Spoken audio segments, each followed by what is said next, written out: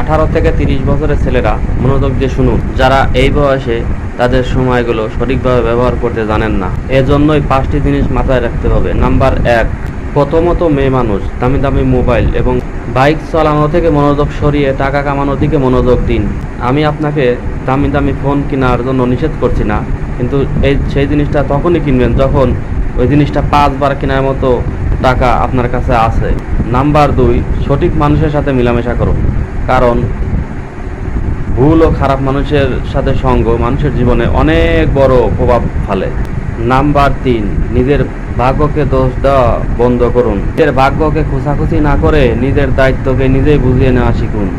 Number 4, নিজের বেতনের টাকা ভেবে চিন্তে খরচ করুন। এটা ভেবে যে 2024 সালের শেষের দিকে আপনাকে কিছু একটা করতে হবে। আর নাম্বার 5, ভাই হিসাবে যে কথাগুলো বললাম সে কথাগুলো